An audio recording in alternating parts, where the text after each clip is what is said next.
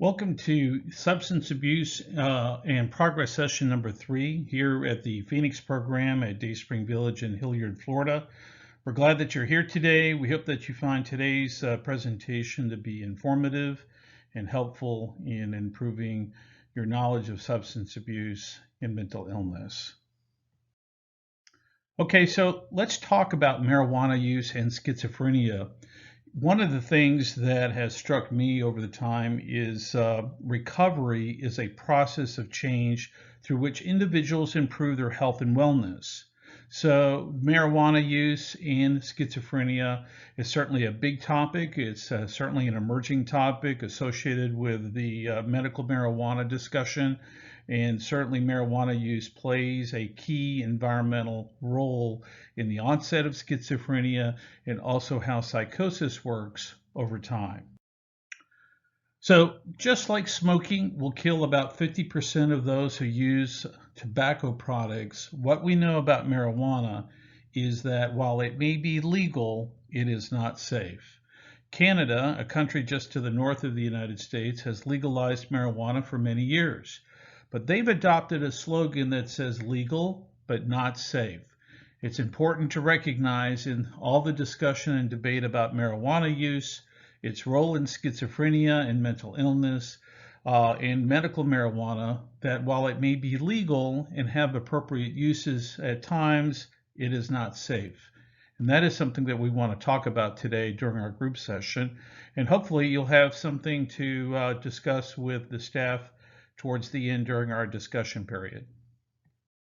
So let's talk about how cannabis use affects schizophrenia. Well, here's what we do know. What we do know is it increases symptoms of psychosis. Studies have shown that psychosis is increased by as much as 80% when the person has schizophrenia. We know that it impacts depression and anxiety, so marijuana use can obviously have an impact on how you're feeling and anxiety levels.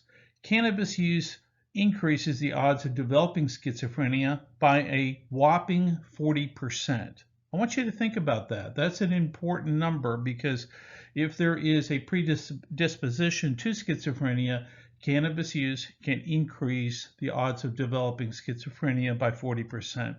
The high potency levels that create a serious setback in mental health recovery. So today's engineered marijuana that is being sold or purchased has been engineered to create higher THC levels, and those higher THC levels have had a significant impact in psychosis.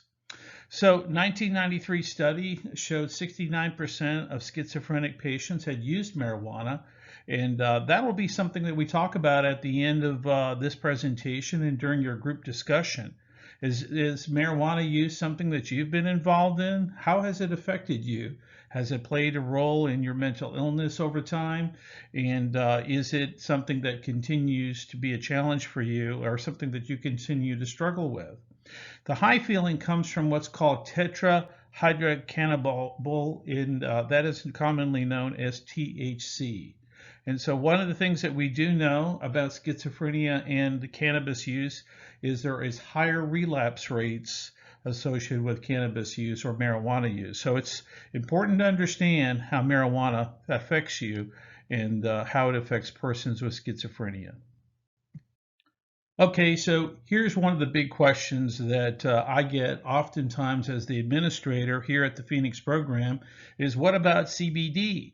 Cannabidiol, the oils. So studies have shown that CBD is the non-psychoactive element in cannabis or marijuana. There is no worsening of symptoms with CBD. Most marijuana products do not have the CBD in it today because most of it has been engineered out to increase the euphoric effects of the THC. So CBD helps reduce the psychotic effects of THC. So those are kind of positive things for us to know about. So CBD has been tested in trial studies, and they have failed to show any positive effects. So while there's CBD does not appear to show any negative effects, in terms of your psychosis or your mental illness. It also, studies seem to show that there's no positive effects. So what we know is CBD will not worsen the effects of schizophrenia, but it will not help improve the symptoms either. There will be likely more studies on the CBD issue. Persons with schizophrenia should avoid CBD use and should also avoid any use of or of any product with THC, as it will increase symptoms.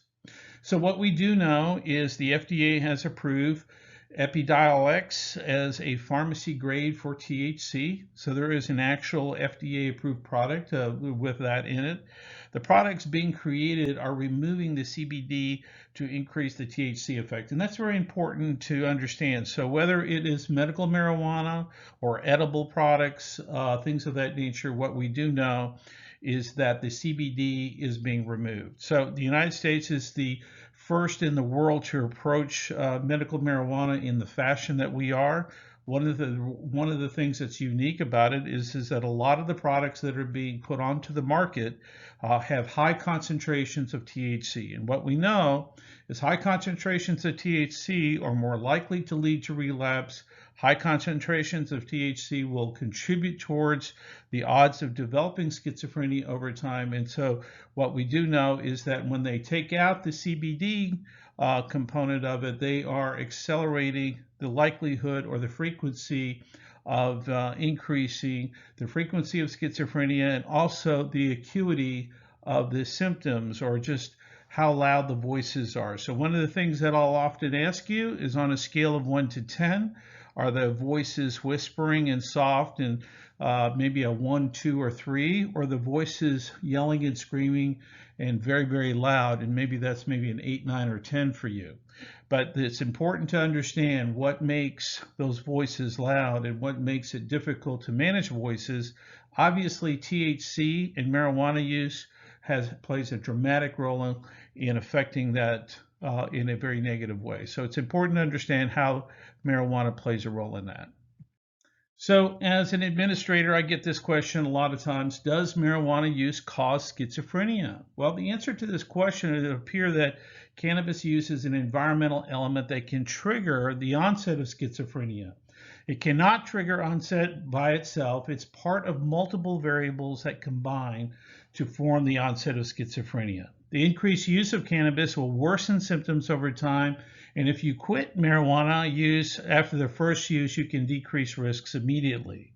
What we know is that many of the medical marijuana products that are being sold have high potency levels of THC. So this high potency level is without question will lead to higher rate of onset of schizophrenia in people who have a genetic predisposition to it.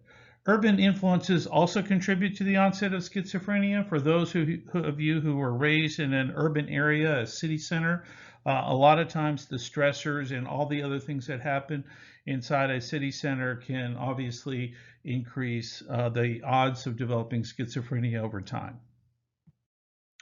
So what's changing in today's world with marijuana use and schizophrenia? Well, marijuana is still an illegal drug classified by the federal government.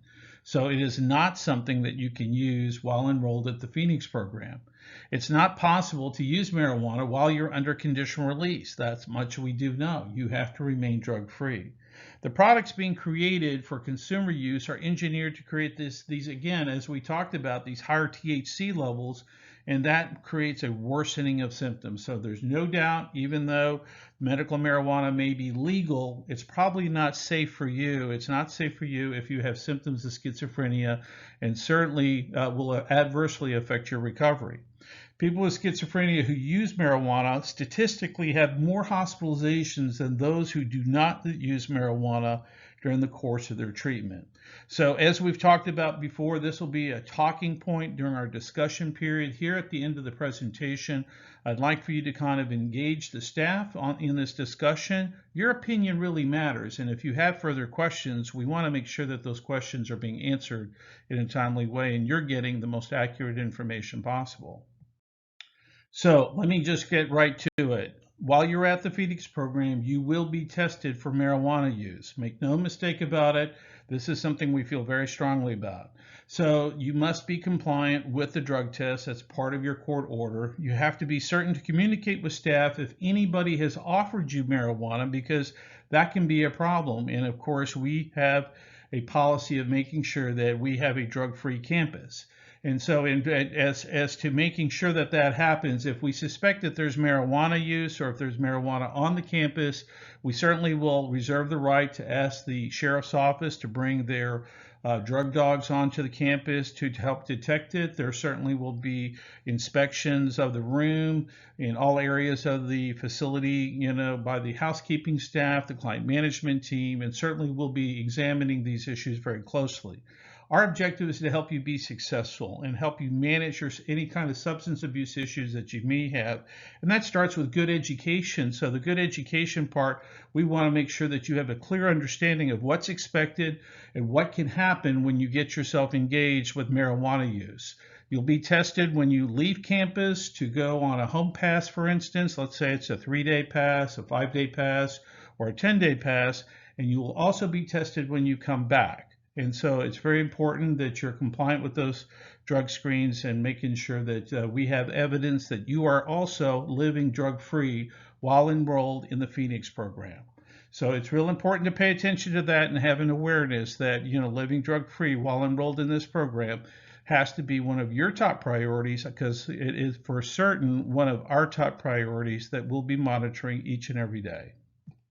So we've talked a lot about the use of cannabis or marijuana and schizophrenia. Clearly, it's not a safe combination. That's what the data shows us, and that's one of the things to be concerned about. Certainly, the high potency of the engineered marijuana products that we see out today will create a worsening of symptoms. It's also estimated that the marijuana use in general by the general population will lower intelligence, lower your IQ by 5 to 7 percentage points. That's a pretty significant impact on your ability to reason and manage difficult and complex problems in your life. And so what we want to make sure of is that you are not using marijuana, because we know marijuana can have a dramatic impact, not on worsening your symptoms, but it can have a dramatic impact on the quality of your life, in that it can affect your IQ levels and your ability to reason and solve problems in the future by 5 to 7 percentage points. And we want to try to help you avoid that, because we know the world today is challenging. There's more complex things around us, more complex problems coming your way, and we want to make sure you are best prepared to deal with those challenges and be successful in all that you do after you leave the Phoenix program. So one of the things that we know is there's 80 known psychoactive ingredients in marijuana. The combination of these ingredients with the medications that are prescribed create a dangerous combination for people with schizophrenia. So for you to be healthy, happy, for you to be successful in whatever vocation or occupation or volunteer work you decide to get engaged with as part of your recovery plan, we want you to make sure that you understand what a hazard the use of marijuana can be, because certainly with this much interaction between your medications, and there's no question this will adversely affect your health. It'll adversely affect your ability to be successful in the things that you do. So it's really important to understand, marijuana is just not sort of a lightweight drug. A lot of people sort of feel like, oh, well, it's not so bad and it's a fairly benign drug, but that's not quite true, because for people with schizophrenia, it has a more significant impact on your symptoms, your quality of life, and your ability to live successfully in the community. And that's something we'll talk more about during our discussion period here at the end of this presentation. So I get this question also a lot: is there a pharmacy grade THC? And the answer to that question is yes. There is a pharmacy grade THC that is normally given in doses ranging from 2.5 milligrams to 30 milligrams, and is often used for treatment between 1 month and 6 months for treatment. But as we talked about before, the use of THC will substantially impact your psychiatric symptoms. 80% impact on worsening of your symptoms, which means that a rise in the voices. The voices will become louder. You'll become more paranoid. There'll be more symptoms, more delusions. etc. So what we do know is that even though there's a pharmacy grade THC, it is probably not safe or probably not appropriate for you to use for extended periods of time. So, but we do want to make sure that, there is a pharmacy grade THC available. It is on the market and it is accessible for a lot of people who choose to use that type of medication to manage chronic pain and other types of issues that are affecting their quality of life. So I wanted to say thank you for coming today. It's important that you attend these substance abuse classes and become engaged in the discussion period shortly following this presentation. We know that this is an important issue. There's lots of questions about it. So please write down your questions. Make sure that if you have you need further information, we want to make sure that you get that information in a timely way. So we will make sure that whatever questions that you have, that those get taken up, and we'll try to get you an answer at the next session. Again, thank you for being enrolled in the Phoenix program. We love having you here, and we love being helpful to you and providing service to you. If there's anything that I can ever do, certainly feel free to reach out to me and ask the staff to schedule an appointment to come by and see me. And my door's always open, so we want to make sure that you know that you're important. Your success, your mental health recovery is important, and we want to play a meaningful role in helping you find success when you end up graduating and leaving the Phoenix program over the long term. So again, thank you so much for being here, and we look forward to the discussion following this presentation.